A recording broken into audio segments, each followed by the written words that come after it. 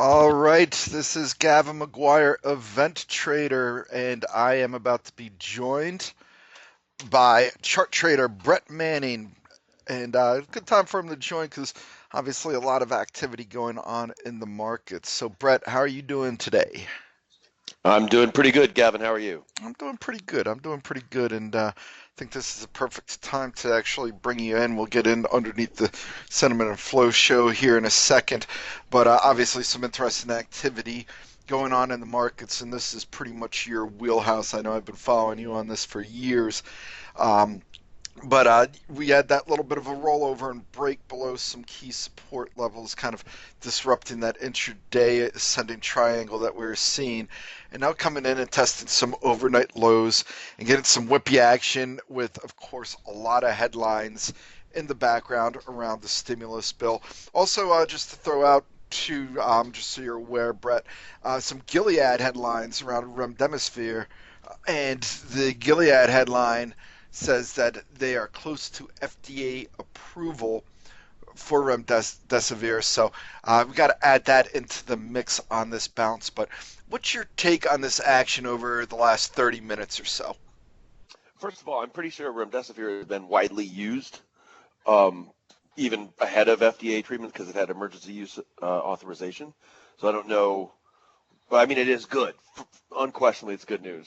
Um, but yeah. So I mean, we're going to get more into this, but this is a type specimen headline minefield where the market has become preoccupied with one or two big themes, and headlines about those themes pretty much seem to dictate the intraday swings in the market, and that sort of thing is really difficult to trade because it's almost impossible to build up conviction, and I think that we should spend a little time later in the show just talking about why that is and what markers suggest that that's the case and how that could be kind of a defining quality for things probably through the election. Right. And your thoughts just on the last couple of days of activity, too. Obviously, the quarter end coming in, you got 50-day moving average. Is there anything that's been sticking out to you with regards to the recent price action? No, I mean, so we went up through the Fed's announcement of average inflation targeting earlier, midway through last month, and I think that there was really a sense, and we talked about this in the last strategy meeting, that was kind of like the last positive for a period. That was sort of a really, really positive development. It's about the best thing you can hear from the Fed, in my opinion. It basically says even if there is more economic recovery than expected, they have now put in place a paradigm that means they won't have to tighten under those conditions. So it just basically takes the Fed out of the equation to me. But I think that there's an obvious sell the news that happened right after that, because what lies ahead? What's the next thing that we're moving into? And obviously we're seeing that on display right now, and a lot of it has to do with probably the most contentious and polarizing election maybe in the country's history, and a lot of uncertainty around how the transition of power situation is going to happen. And then, of course, whether or not we're going to get trillions of dollars. The market's, of course, going to be preoccupied with whether or not we're going to get a big check of trillions of dollars headed right out and just dropped on people's heads. And so, I mean, you look at it like, how can the market be reacting so much to this catalyst? But it's an enormous catalyst. You're talking about maybe $2 trillion just mailed out the door around the country. That's going to impact everything. And the difference between a world where that happens and the world where that doesn't in terms of economic data over the next 6 months is enormous. So, I mean, it's a huge, overwhelming catalyst, and we don't know how it's going to work out. So the market's going to be glued to headlines. Yeah, and certainly the algos are tuned into it, and we'll discuss that later on in the show. And we'll keep an eye out on this action as we go along here. And Brett, obviously, if you see any trading opportunities, don't hesitate to let us know, and I'm sure you won't. But first thing that we want to take a look at, we're certainly going to go through our regular sentiment data, some of the flow data that's been coming on. We haven't met in a while, so there's been a number of items out that we could discuss. But I want to bring in first the risk parity ballast is teetering. This is a comment from Brett yesterday, and didn't get a chance to really flesh it out on audio, Brett. So I think it's an interesting concept based around bond yields and how that impacts potential equity allocation too. So I wanted you to kind of expand upon that so people could know exactly what you're talking about and what they need to be looking for with these bond yield activities going forward. Yeah, so it really goes back a couple of years. We had a really big series of shorts in the market a few years ago that were based on the idea that we started to see cracks in the risk parity model. The risk parity model is called to dominate things maybe over the last decade to decade and a half. It's basically the idea that you can modify your portfolio holdings based on a relationship between exposure to equities and exposure to other assets, primarily bonds. And the idea is that you're basically looking to fine tune how the hedging relationship goes there, so that you can withdraw the downside and get marginal upside by your placement. So, but really, as I said yesterday, it boils down to the idea that your portfolio is going to be hedged because your bond holdings are going to go up when your stock holdings go down. So you can put all your capital in play rather than having very much at all in cash, because you're just you're allocating among assets that for a period of time, for a phase of the cycle, are kind of inversely correlated relatively steadily, with maybe the upside in equities outpacing the downside in bonds during risk-on periods, but the upside in bonds adequately hedging the portfolio if you get the proportionality correct when you have volatility in the equities market. And it's been a model that really took command after 2008 and into and through the period of primary phases of QE, and really became a monster. And you could say there's $500 billion involved in it, but a colleague of mine yesterday brought up the fact that you could really say that there's maybe 5 times that much, because there's a lot of different strategies that really echo the same basic philosophy and that dominate money management and have so for maybe a decade and a half. So that's a staple that dominates a lot of capital in the market. And if you start to see a transition, and there's intermarket cycles. The bond stock relationship is something that goes through a number of different phases over time. And there's really only one major phase where that model is going to work well. And that model has become so popular over this period of time that if we start to move into a different phase in terms of the intermarket relationship between bonds and stocks, it could cause a rush into cash, because you've got a lot of people who have based their whole allocation around it, their whole asset management philosophy on this set of relationships. And as it starts to sour, the first thing they're going to do is sell both bonds and stocks and raise the amount of cash. And that started a couple years ago, and we've seen echoes of it. But I just wanted to point out over the last few weeks, I think there's been a sort of signature sign that's progressing toward, again, this basic asset management philosophy may have worn out its welcome. And one of the obvious signals is, so to get bond yields down to all-time lows, basically, off of the pandemic, that maybe is the first step there. So there's really only one way that can go. Or you might say, obviously it can go further. We can get negative yields. But if we set that aside, we just look at the way that the bond market is acting as we start to see volatility pick up in the equities market.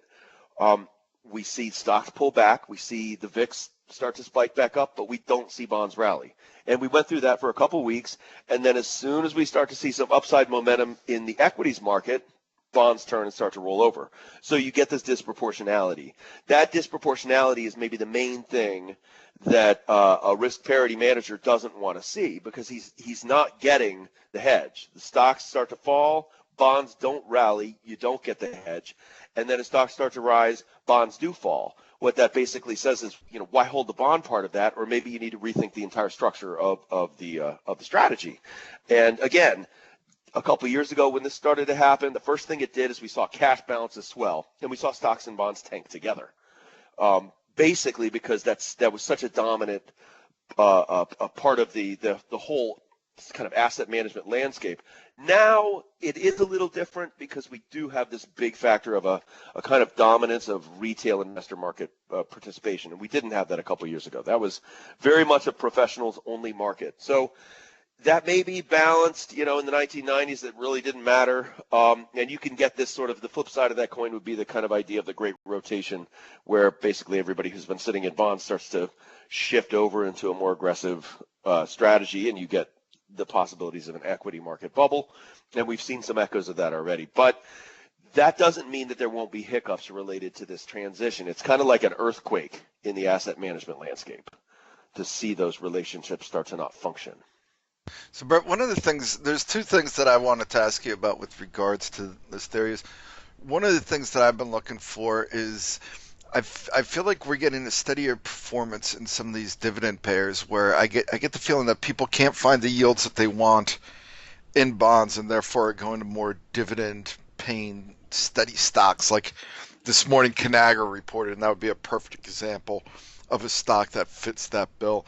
Do you think that that could be some of the reason behind that allocation that perhaps is offsetting things a little bit in terms of people aren't moving as much into bonds as much as into some dividend payers where they could get a little bit of a better yield, not have the same security, but have, some sort of steadiness in overall business activity and stock price? Absolutely. And one of the big theories behind the way the market acted in 2016, and that I was a proponent of, is the idea that we, during that period, during the Brexit period and right in front of the last election, we had interest rates so low that we had this process that I called the refugees from the bond market, where you had stocks supported even during what was really kind of in every other way an equities market bear market. It was a bear market in terms of sentiment data, right? You had these sort of all-time lows of a lot of different sentiment indicators, and people really just convinced that the cycle was over, but the market couldn't seem to break supports. And a lot of that, I think, was kind of what you're talking about. It's people who can't find the yield in the bond market, and so when you get the S&P dividend yield well above, say, the 10-year, you're going to see a lot of people basically move what is at essence, it's money sort of earmarked for fixed income products moving into stocks to pick up the dividend yield, and I'm sure that that's what's happening. Look where interest rates are now; they're even lower, so Right. that would make perfect sense. The other aspect of this too is if we do see that steepening in the curve, you got to have the financials on your radar. I mean, sentiment couldn't Right. be any worse. Value is certainly there. And the other thing too you have to remember is you got a lot of capital tied up in there right now. And we saw the Fed yesterday come out and say that they're going to expand through Q4. They're going to cap banks' dividends based on earnings, as well as limit they can't do any stock buybacks. So if we do see a reversal, if we see a vaccine or anything along those lines, I would have to have the bank stocks at the top of the list of Yeah, names I that you want agree. to be Well, and looking at, also, because you could get a steepening, and we'll get into that a little bit more. But also, they got a ton of money on the sidelines that could come out in a wave of stock buybacks down the road. So something to keep in mind. And I'm sorry, Britt, you're about to add something? I was just going to add that yeah, I agree 100%. And look at the sentiment effect that probably you had last week or this week at the beginning of the week with the report of the basically the what you called the SARS report, the SAR report. Yeah. Yeah, right. I mean, that was immediately a giant hit to the financials and probably just ditched any kind of speculative capital that was in there, because you're looking at this long drawn out process of fines and everything else. But that may have been a really terrific buying opportunity for the first couple of days of the week in something like, the bank sector. Right. And that SARS report was funny. I feel like that's something that they could have released any day over the last 20 years. Yeah. So, okay. Well, I mean, so we talked about the sentiment around the banks, Brett. So why don't we break in to some of the recent data from the sentiment trader? There's a couple of interesting things that we were talking about. But first, let's take a look at the AAII bull bear. That gives us a nice little general overlook. So for this, we saw the bulls today come in at 26.2%. This was actually up 1.3% on a week-over-week basis, but still remain low. Neutral was at 30%. This was its highest rating since July 2nd. And then the bears, they were at 43%, down 2.9% week over week, but certainly elevated. What's your primary take from that data set? Yeah, I mean, it's been lagging other data points, right? So there's been a persistent sense of people who participate in that survey of being kind of stuck in pessimism, probably for 6 months.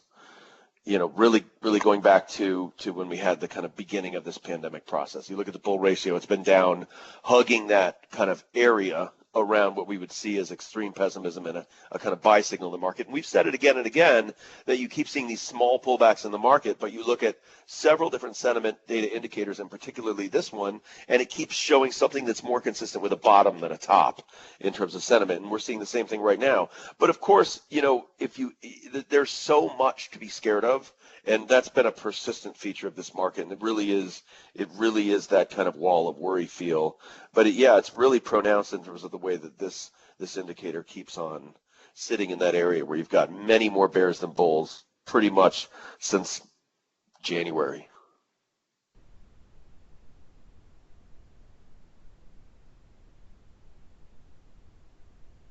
Hello? Oh, sorry, Brad. I had myself on mute there.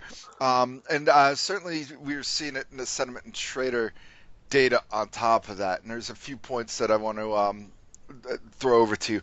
One, on the overly pessimistic side, we're seeing inverse ETFs as well as the SPY liquidity premium. And I think that kind of works in with that neutral stance, right? Where people kind of want to be involved in the market. It hasn't really shown signs of rolling over, but they are looking for a little bit of a broader brush and trying to avoid volatility ahead of this election season. What's your take from that inverse ETF and SPY liquidity reads?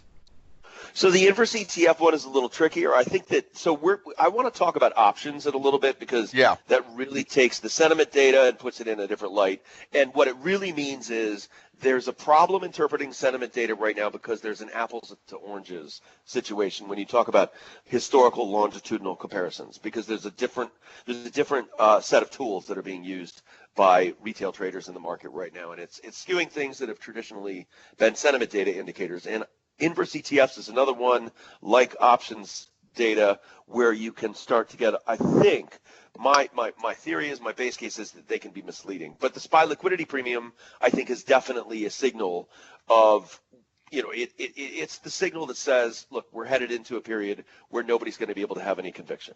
And so there's not a panic right now in the market, but SPY liquidity premium is up in a sort of panic area. But what it really means is the percentage of volume that is going on in the SPY ETF versus the percentage of volume in the individual components of the S&P 500 index. You could take a ratio, and that ratio is at a place where there's an abnormal amount of people just participating in the SPY ETF versus the components of the S&P. And you can broaden that out because it probably means the same thing is the case with the QQQ versus the NASDAQ stocks or the DIA versus the Dow stocks. What it really boils down to is people aren't willing to take committed positions in individual equities right now where they were just a month ago. They no longer are. And really, it's coming off of when we got past the average inflation launch by the Fed.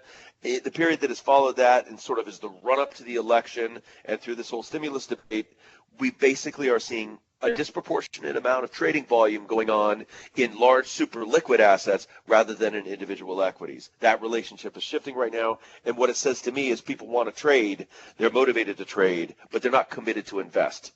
And it's just a hallmark, I think, of entering this period, the same thing that we talked about in the strategy meeting. Really, we've just entered a period that's like a desert of commitment and conviction. We have entered a period where the casino's open, and you want to participate in it, and nothing terrible is necessarily going on right now, but you have no visibility into what the world's going to look like a few months from now. So you end up just playing the short-term games, and the short-term games really are, you need a lot of liquidity. The market is probably starting to see, and I'd like to see data on this, and I should have prepared this, but I didn't, but I would imagine correlation is starting to rise. So the stocks are probably all moving together more than they did a month and a half ago. Because there's so much more participation now at the index level, because people want something they can always get into, they can always get out of. There's never going to be slippage or illiquidity, even on the worst or best possible headlines, depending on which side of the market you're on. And the whole market is just kind of moving together right now in reaction to very large macro ideas, such as, we don't know who's going to be the next president. There's a huge difference between the two possibilities, and we don't know whether we're going to get another couple $1 trillion shoved out into the system over the next few weeks. So those are massive macro factors. They can redefine the playing field one way or the other. The uncertainty in front of those things basically means you're not going to have visibility. There's a wall. There's a disjunction in terms of how you perceive the world. There's a period right now, and what comes after that period could look very, very different. It could look similar. You have no idea, and there's really no way to judge. But the casino's still open. People are still participating. So in that situation, I think you tend to see something like a rising SPY liquidity premium as people start to basically participate on the basis of the whole market as a single instrument. Right, and so we've certainly seen the macro investing theme pick up. But you hinted at another theme, and that's what we'll jump into next. And this is going to kind of break up the overly pessimistic and overly optimistic areas in sentiment trader, and kind of really highlights the dichotomy that we've seen on the retail side that you hinted at a couple of minutes ago. And that is on the overly pessimistic side. Now, it was to a lesser degree, but we had the small trader put buying here. But on the overly optimistic side, we had the ROBO put-call ratio in on that side suggesting that a lot more call activity was. So I guess the question is, and it kind of highlights it, if put activities on the rise by small traders, yet the put-call ratio shows that it is in optimistic territory, that certainly highlights the amount of call activity that we've been seeing on the retail side, Brett. So certainly the potential for some volatility on that. What do you think of the two dynamics that we're seeing in those reports? Can you hold on one second? Sure.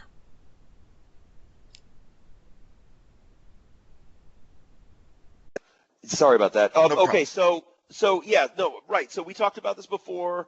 And so here's the way I'm looking at this now. We've talked about it as a running theme in these shows for the last few months, really, and I think that it really is when we started to see this become, at a surprising time, in my opinion, a really retail-oriented market, right? I mean, it was really after the crash in March. We started to see this transition. And it really started to become a much more retail-dominated market. And at the same time, the options data started to become anomalous. And at this point, my basic hypothesis is this is the first, and I really do believe this is a retail-dominated market at this point, and I think it's going to continue to be. And I think this is really the first time we have had a market as dominated by retail traders, newer traders, less Wall Street dominance, more sort of democratically spread across every person in their third bedroom trading. And I think that really is the first time that we've seen that, maybe really since the 1990s. But now you say you're surprised at that. What I mean, given the backdrop with COVID and lack of, casinos being open and things like that, what do you really find it that surprising, or? I guess you could say people have time on their hands or something, but I would have associated, if I were to guess when we would start to see that, it would have been a period of breakout growth and breakout upside movement in the market, and it started in the middle of a recession and a crash. So I was a little caught off by that, but yeah, I get where you're coming from as well. Either way, though, the big point is in the 80s and 90s, options were new. Right. I mean, if you're from that period, like if you were trading in the 1990s, options were a niche, specialized instrument, and maybe there was a book or two on a shelf about it, but really, it was not a mainstream instrument to participate in. So and certainly not being pushed by all the investment broker houses and stuff too, right? I mean, it's just people have gotten more used to them. There's so much material out there. The internet provides so much educational opportunity. Options really aren't that complex to participate in, but this is maybe the first time we have had a retail-dominated market where people have a very easy time understanding how to participate from the option side. I really think that's it. I think that 20, 25 years ago, that simply wasn't the case. And with a retail-dominated market, you're going to have more people with smaller accounts who need a more leveraged way to participate, particularly in some of the most interesting stocks, which are very high-priced stocks on a share basis. And if you're dealing with that dynamic, options are a perfect response. So I really think that what we're seeing right now is just a greater popularity in options. And that's apples to oranges when you try to look at sentiment data around options. When you say, the options ratio right now versus how it was in 2010 or 2005, it's different. Does that signal anything? It might just signal that there's a lot more retail participation in the options market than we've ever seen before, and maybe for very sort of natural evolutionary reasons in terms of the very long-term evolution of capital markets. That options are just becoming people are more acclimated to options as a choice on the menu. And I think what that does really, and just like you just said, like if you see a massive amount of call buying and you try to look at that through time, it's going to look weird. But you have to really look at that the put buying is way up too, and it's just that options activity is way up. And that really and the other skew is, so there's another skew. The other skew is the ratio, the put call ratio. If you look at it over time, it looks like it's very depressed right now. But retail traders who are using options, who are using calls basically just as a substitute for shares, the retail side of that market is not going to be using options as a hedge. And what we have over the long time frame is options are oftentimes more professionally used as a hedging instrument for large share positions. So the skew between the two, there's going to be more call buying, but it doesn't necessarily mean more speculative activity if that same money would just be in shares in a different time period. So it's really difficult to use options ratios right now, I think, as a sentiment indicator. And one thing I would suggest, I've stopped looking at the ROBO ratio nearly as much, and I've started to look at the LOBO ratio more because you've got larger orders, and it's going to still probably be more dominated by professional traders, and it can still show you times, and we used this as a short a couple of weeks ago, it can still show you times when basically you have not enough hedging in the market for professional market participants, because that's still going to be probably an apples to apples comparison longitudinally historically. So if you look at the long-term chart of the LOBO ratio, that's probably going to be more meaningful. The ROBO ratio is going to be difficult to interpret. We may have to see it all the way down to the 20s before we really get into an exuberant phase. And any of the other, call speculation, put speculation, any of the other independent one side of the other indicators, I think are going to be more or less useless because you're really trying to look at it as a relative indicator through time. So I'm just throwing those out right now. And options, it's really difficult to make the same use of options data as a sentiment data indicator, because that sort of conclusion is always based on a historical comparison. And if there's just been an evolutionary change in the way that the public is interacting with the options market, it may not mean what you think it means. But the LOBO ratio probably is still useful. So let me ask you this, Brett. Everyone's well aware of retail participation, certainly in the options market. I think that was a big reason behind that August run we had, and then a little bit of that sell-off in September. What's the pain trade for these retail traders that institutional investors can put on them? Because obviously if they're selling a call to a retail trader, they got to protect themselves and buy the stock. So, their hedging kind of also hurts their ability to make a quote-unquote killing on it. Is there any sort of pain that they could admonish to a retail trader here, knowing full well the type of investors that are kind of pushing this higher? I don't know the answer to that Okay, question. no, that's totally fair. I don't know either. I was just kind of curious if you had a thought process, because you got to figure somebody's trying to think of this right now somewhere, right? Yeah, and I don't know the answer to that, but I get where you're coming from. Okay. All right. Brett, anything else on the sentiment data side before we push on to some of the flow data that we've seen? So we talked about SPY liquidity premium. We talked about the options data. We talked about AAII. I think that gives you a pretty good picture that you've got a kind of neutral sentiment situation where it's difficult to make maybe some of the judgments that we'd like to from the options data. But I think, again, you've got this. It's sort of like the idea of, the singularity is near. There's this point in the future history that beyond which we cannot see. And that's dominating, I think, the way the market's behaving. So we're going to have probably, and as we said in our strategy meeting, and I think that this is exactly what we've seen since then, and we'll continue to see, a very volatile, range-bound, whippy market that's extremely reactive to headlines. And I would imagine that's about what we're going to be seeing for the next 6 weeks. I completely agree. And as an early heads up, I believe we will be having a strategy meeting next week. Most likely on Thursday. We'll get that information to you as soon as possible. And one of the key takeaways, too, Brett, I think, is while there's plenty of uncertainty around, there is also plenty of liquidity around. And that's important for being able to trade in a dynamic like this. You can make money from both ends in that sort of scenario. So. As I said, the casino's open. You just can't see the future. Exactly. So the ball's rolling around the roulette wheel, right? Yeah. But okay, let's take a look at the most recent Bank of America flow show. This is going to be off data from September 24th. So we'll be updated again tomorrow. But for now, big performers for the year. Brett, gold up 22%, government bonds up 6.6, investment grade up 5.9%. They've been the big winners. And on the downside, you got the U.S. dollar down 2.1%, and commodities down 26.8% year to date. Um, with that data in mind, why don't we take a look? Both of us are long gold. I'm holding steady in it. I'm not overly concerned with the recent activity. I know there was a question earlier today about good old Dr. Copper and the read that's giving us in on the markets. Pull up the copper continuous here. Hold on a second. But Brett, what's your thoughts on gold and commodities in general right now at this juncture? So, yeah, I continue to like gold and believe that it is just in a kind of longer term bull market.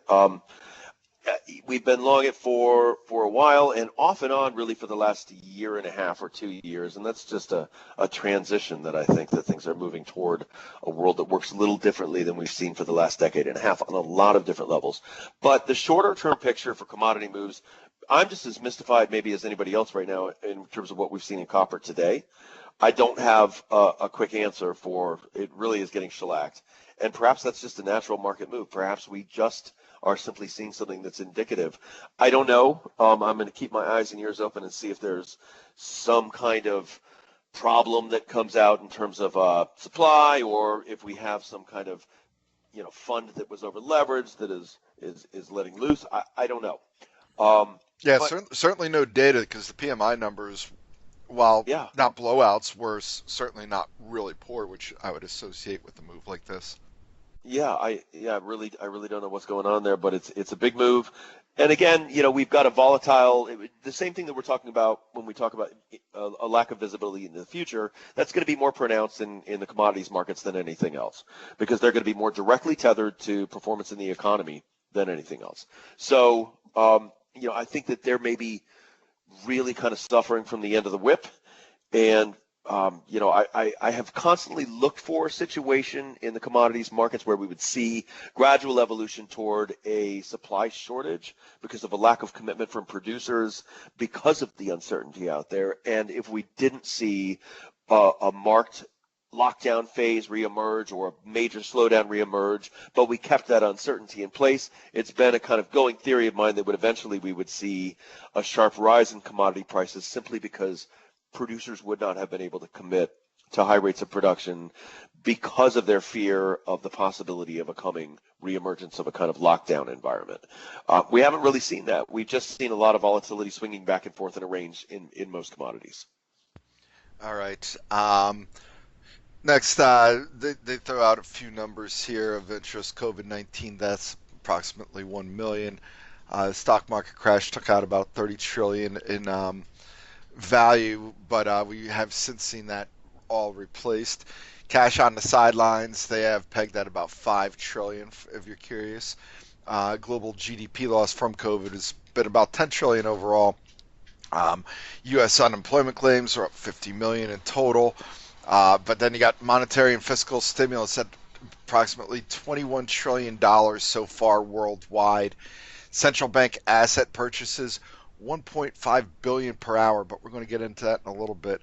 But with any of these numbers here, Brett, they're all obviously very extreme moves we've seen in relationship to it. But the number, I guess, that I'm kind of interested in and talking with you about more than anything is the COVID numbers, because, of course, we are coming into that concerning second wave time frame that we've been hearing about. So has there been anything, I know that you're pretty tuned into these COVID headlines, with your wife's backdrop and everything.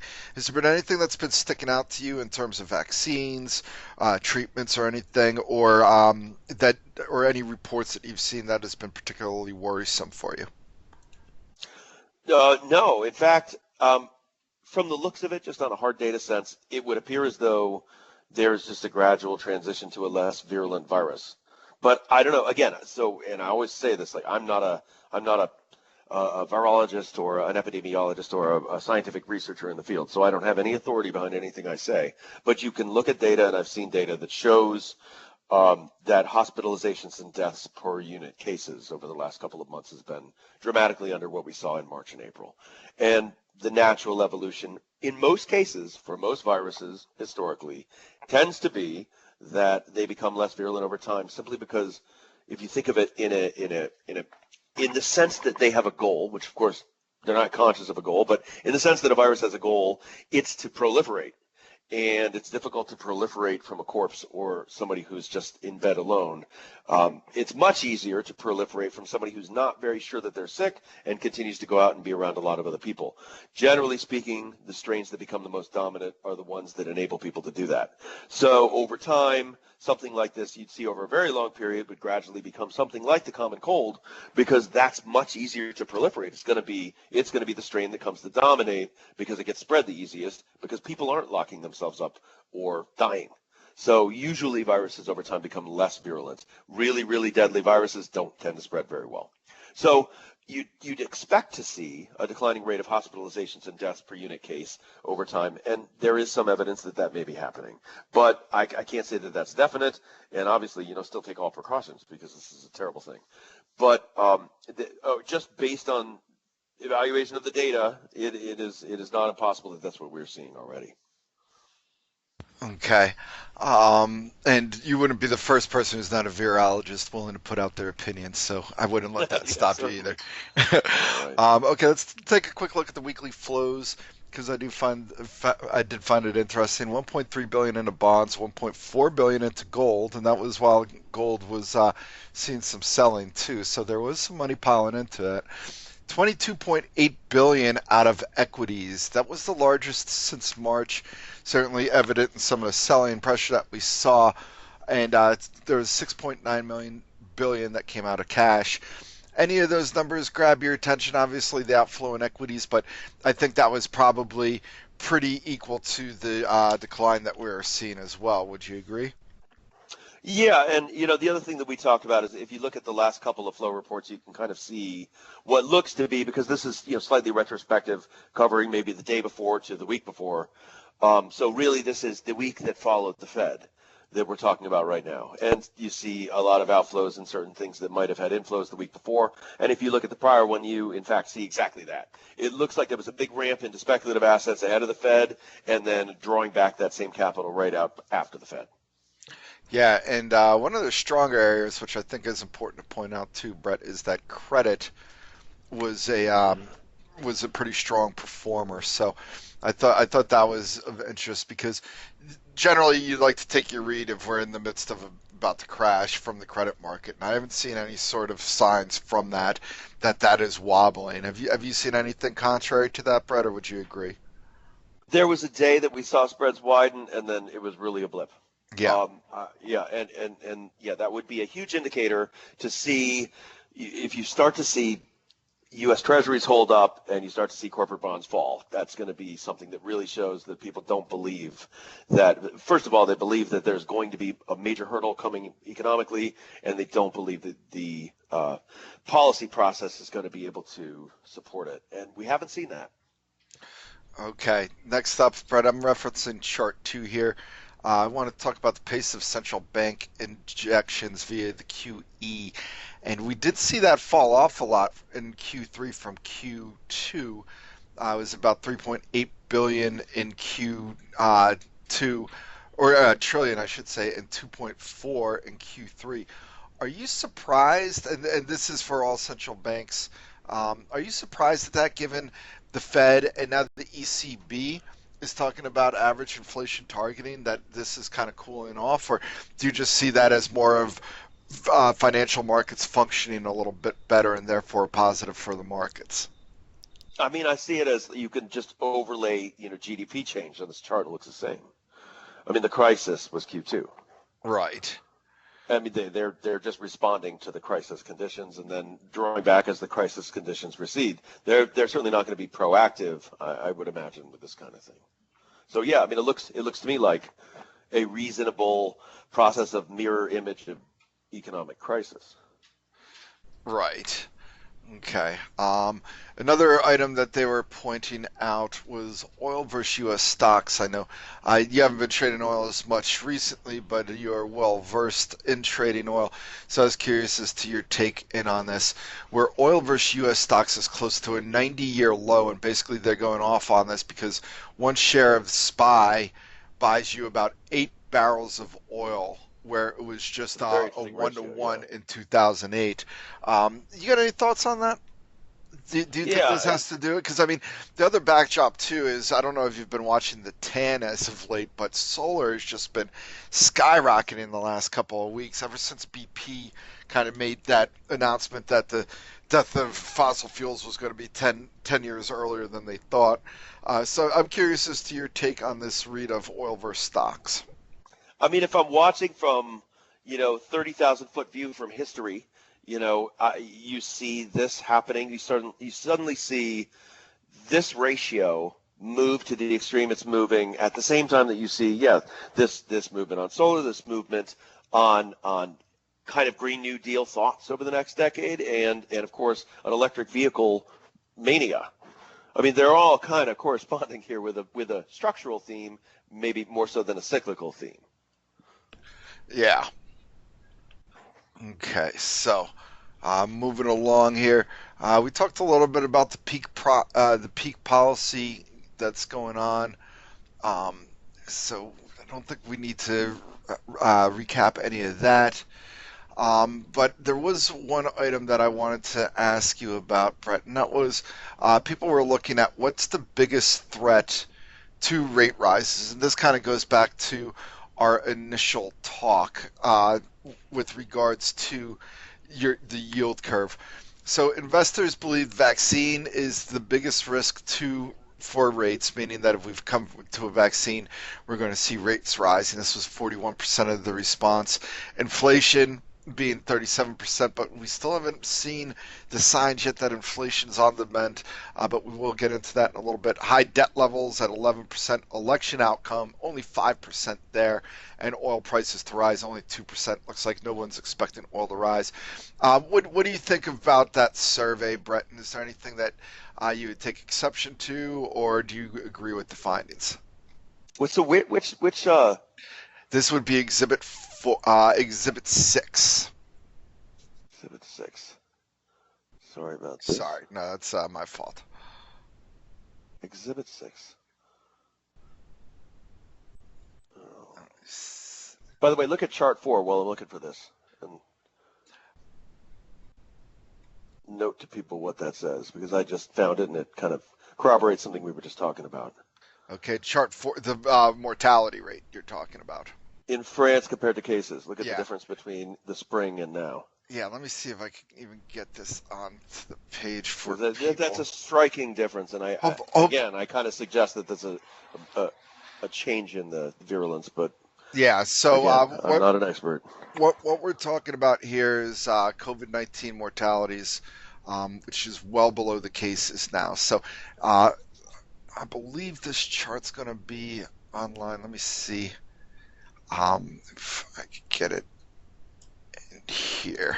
Okay, so this is the chart that we're looking at right now, which is the blue line there. You can see that's the France's confirmed cases weekly change in the thousands. That's been flying higher since July. But the deaths, as you can see, that's the yellow line, and that's just remained well below. And I think this is a primary reason why you're not seeing as big of a concern. Like you hear a lot about the episodes in Florida, Texas, Arizona, California, where we're getting that spreading going on.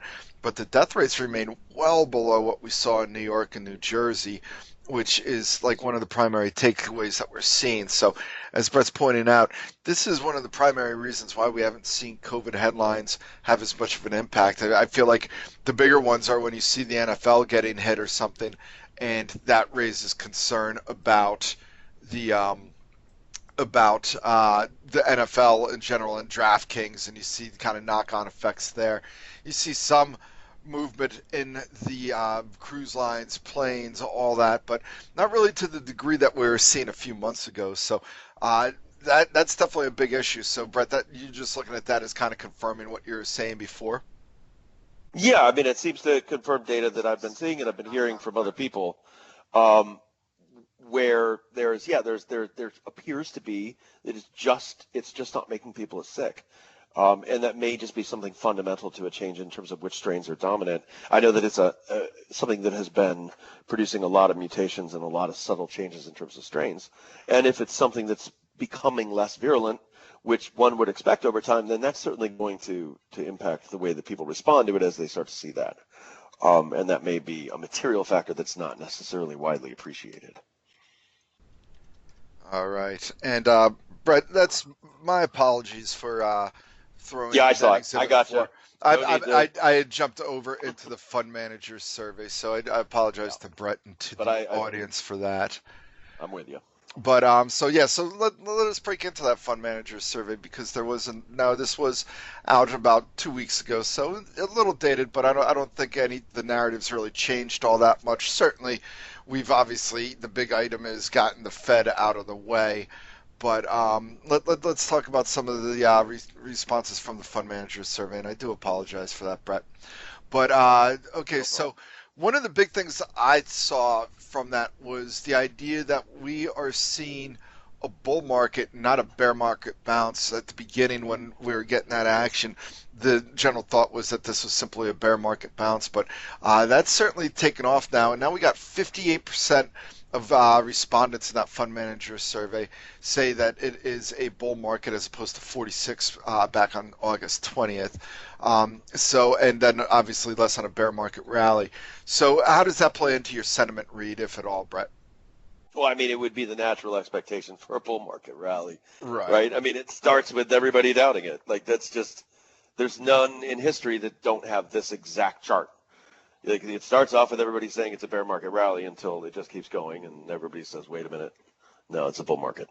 So, okay, moving along. Let's see, we got the early cycle earnings expectations, Brett. So this has been on the rise, and it's up higher by 10% on the expectation that earnings will be better off in a year. Now, it wouldn't take effect, but would you expect if Biden was to win for this to see a little bit of fluctuation? Obviously, there's been talk about it's raising corporate tax credits, and that's I've seen anywhere from 5 to 10% impact year over year on earnings. But of course, this wouldn't be in effect until 2022 because it would take them, next year they'd be putting the corporate plan in place. But of course, the counter argument is that his plans for fiscal spending would help offset some of those declines. So we'll keep a close eye on this. But you got any thoughts on that spike in earnings expectations? I mean, I think there's balance. Like, I think that there's plenty of people who probably see that the earnings of companies have actually been hit by what they might see as sort of generalized mismanagement of the country. And if they feel like that would change with a different leadership administration, then that may kind of counter some of the things you're talking about. But yeah, there's obviously, if there's going to be a direct kind of process of shifting things, like maybe even, peeling back on the tax cut, I mean, that will obviously have an impact. But, I'm not sure that, just like when you look at interest rates, the question that you originally asked me where I couldn't find the item, the exhibit basically says, what's going to determine the change in interest rates, and election outcome was nothing. Right? I mean, Yeah. Is it necessarily the case that that's going to be a major material factor? Maybe not, regardless of which administration is in place, because we're not exactly dealing with a kind of radical leftist possibility versus a radical right possibility in terms of economic and fiscal agenda at this point, it would appear. So to me, it doesn't look like that really is necessarily going to be an enormous impact in terms of expectations. Obviously, I may get plenty of feedback on that from people who think I'm crazy, and that's fine. But this is germane to the analysis, so I'm going to have to deal with those points of analysis. But to return to your other question, initially, the interest rate question, which is similar, really, in terms of what it's getting at. Are we going to see an environment where you're going to see a higher ease of sharp economic production or not, in a lot of ways, unless you're looking at interest rates rising based on some kind of loss of faith in U.S. debt, which I really don't think is on the radar as much as some people might say. So the main factor for interest rates rising is a vaccine. That shouldn't be a big surprise. We talked about this for a while. There's basically depth versus duration, and as long as duration isn't long enough, depth doesn't matter. And a vaccine coming soon basically means that duration wasn't long enough for depth to matter. So interest rates are going to first react to the possibility that depth of the recession is going to be a big deal. We've also got the Fed working on basically pounding those rates into the ground. Then on the other side of it, when we get the vaccine, we see things rapidly, hopefully, open back up when it's widely available, and if it's trusted and if it's effective, then you're probably going to see, spring back higher in rates. But that's because, obviously, as we've said in every one of these shows and in every single strategy meeting, everything that we're talking about economically right now is really just about the virus. It really is. And if there is an other side to this thing, if there is the opposite cliff edge that we get to with the bridge, then you're going to see all of these counter reactions to all of the things that have been in play over the last 6 months. So it really just comes down to the vaccine. It really just comes down to the virus. Okay, I'm going to throw out a few things here at you, Brett. Just about 50 minutes in, so we're going to kind of go through a few things on a lightning round. Anything you got to say, by all means. Net 18% of FMS investors are overweight equities, but this is far from dangerously bullish. It's towards the low end of the usual rally. I think that kind of falls in with that sentiment data. Would you agree? Absolutely. Okay, so the idea that we're over leveraged is not necessarily in play. However, there is one where they show hedge fund current ratio of gross assets to capital is at the highest level since May 2019. So do you feel like that there could be some over leverage on the hedge fund side of things here? I mean, that would. It doesn't seem to match up. If you look at the long term, you look at the long term chart, and it does not really look like this is an extreme zone. Yeah, okay, I agree with that. We continue to see investors rotating into smaller cap stocks, which is funny because obviously the SPY liquidity premium would kind of disagree with this, but net 14% of the fund managers surveyed thought large cap would outperform small cap. This had been the lowest outlook on large cap since July 18th. Do you think some of that just had to do with it? Don't forget, this would have been from around September 20th with the idea that big tech cap had just run so far. That plus, if they're thinking about the other side of that cliff, if you get to a world where we have a vaccine and the market starts to discount that ahead of time, then that would seem to be an environment where you're going to have smaller companies outperform because they've certainly been hit harder by the virus. All right, then no surprise here. Long U.S. tech stocks continue to dominate as 80% of fund managers surveyed said that was the most crowded trade. A distant second would be long gold, short U.S. dollar, and then fourth long corporate bonds. But collectively, they were all only about 15% of the survey. But that 80% of overcrowded tech trade, it's tough to see that being a complete bubble and people running out from it, unless I guess maybe we do get the vaccine. You got any thoughts on the tech space with those numbers, Brett? You mean with being the most crowded trade? Yeah, so that 80%, that was the highest ever in that survey from fund manager survey on what they felt was the most overcrowded trade. Yeah, and I would just say, if this is the first time since the 1990s that we've had a retail dominated market, and I'm sure that I'm not sure that this survey existed in the 1990s, but if it did, I would imagine that in 1999 there would be the same exact data point. Yeah, no, that's probably a good point. I think the data goes back to. Let me see if I can see when this data goes back. I'll circle back to that.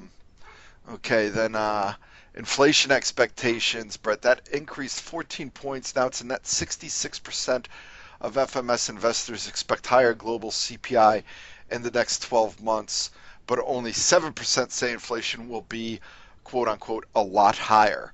Obviously, we heard the comments from Powell around the average inflation targeting, looking for a somewhat higher above the 2%, but I guess you could say that that would be a lot higher than the current levels. Do you see this fund manager survey, which gotta get the exact date on it, but it would have been right before the AAIT.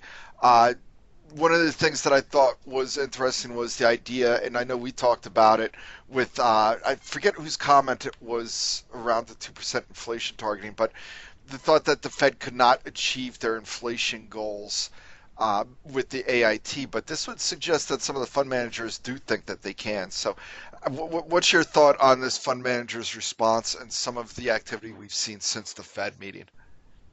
I mean, so I really think inflation expectations seem to not really. My guess is that they're not really impacted by the shift in the Fed, quite honestly, because I think that people are probably realistically and reasonably still skeptical of the ability to see inflation move, quote unquote, a lot higher, just because of the same factors that have kept it suppressed for the last 10 to 15 years. And a lot of those are demographic and they're not really changing right now. But again, I think that just seeing it moving high, 66% think it's going to be rising. Again, that's just part of, I think, natural expectations around the concept of economic recovery from a deep recession. And the absence of anybody who really thinks it's going to be a lot higher is probably just rooted in a more structural sense of inflation. So, but, again, these expectations could be exactly wrong. It just shows you where people are probably positioned. And one of the reasons why it's really difficult to get the bond market to move considerably lower, even though we're seeing some shifts there now.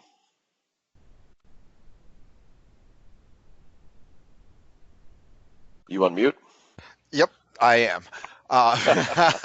Below trend growth and inflation in the global economy remains the top expectation, with 42% of fund managers surveyed investors saying they expect this outcome over the next 12 months. Pretty much in line with what we've been saying, right? Brett, Yeah. you're on mute now? Okay. No, yeah, for a second there I was, yeah. All right, we're going to go back and forth with this, but yes. All right, and then the final thing, kind of a wrap up of what we've said, which would be the biggest tail risk. COVID remains the top spot, but it was down. It's down to only 30% of the survey. It was at about 37% in August. A tech bubble has popped into the second level, and that's at 22%. Now that goes to our talk about the overcrowded trade there. The U.S. elections, that was 18%. That was up from about 15% in August. U.S.-China trade war, we saw that relax a little bit, down to 12% as opposed to about 21% in the last one. A credit event, which we could just say is a knock-on from the other stuff.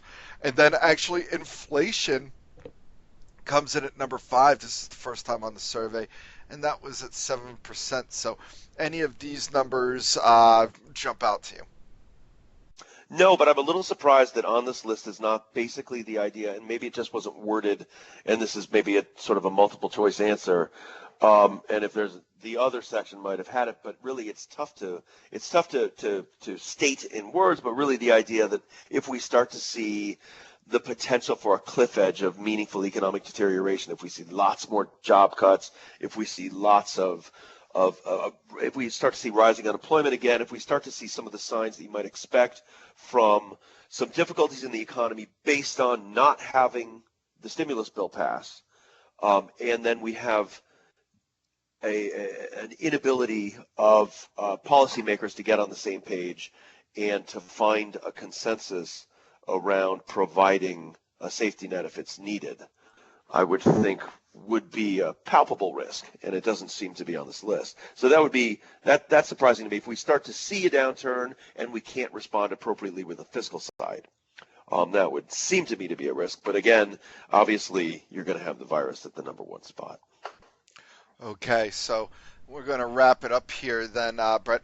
I mean, my big takeaway, obviously, we're keeping an eye out on the bond yields, certainly gold. equities, obviously. But the move into SPY liquidity certainly suggests a little bit more of a risk-off appetite here, and we're seeing investors look for a little bit more downside protection, but not a huge change to the overall narrative outside of the idea that I don't think people are going to be as quick to jump in ahead of the elections given the uncertainty there and certainly the second wave of coronavirus. So a couple of weeks of chop going into the elections, which is pretty normal for October, is how I'm seeing things. What are your big takeaways from our discussion here?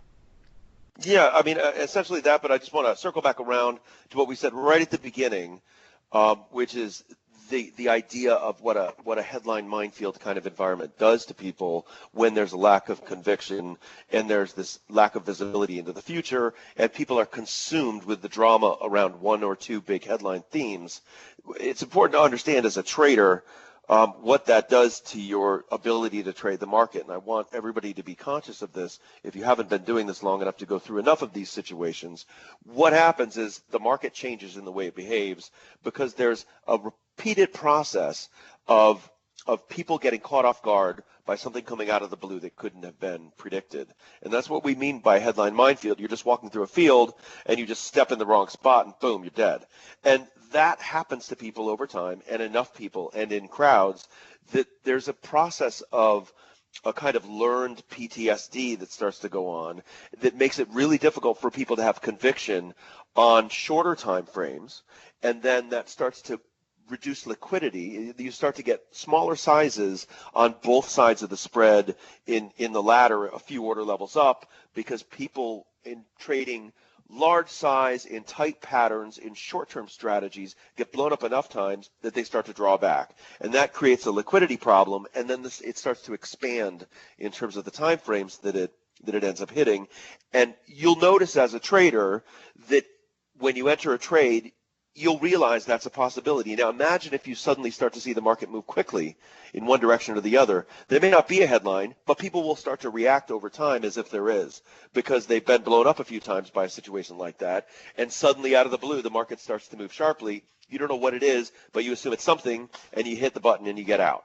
That causes feedback loops, cascades in both directions. And that process just makes the market really, really difficult to analyze and to have conviction in any trade that you enter.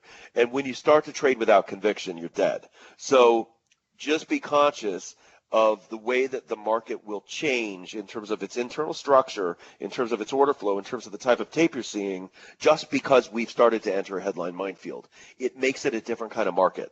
And you can't use the same strategies that maybe you've used over the last few months, now that I think it's very clear, given the type of tape we saw yesterday, that we're in a headline minefield, and that's going to start to have recursive effects. It's going to start to actually change the way the market behaves when there isn't even a headline. And it makes it more difficult to trade. There's larger strategies you can use, but you just really need to find moments where you have a kind of conviction outside of whether or not there's a headline. And you're able to play on that basis, and you're able to ignore the noise, maybe play a little larger time frame trades at a little smaller size. All right. Well, Brett, sounds good. And thanks again, as always, for joining us here. We are going to end this segment then. But like I said, Brett and I should be back. I mean, I'll be back on later this afternoon here just to take us into the close. And I think we're going to be having our trader strategy meeting next week, so you'll get to hear more from Brett. But Brett will obviously be keeping in close touch and looking for anything that cracks here in the month of October and as we go into Q4. You got it. Thanks, Gav. Okay, take care.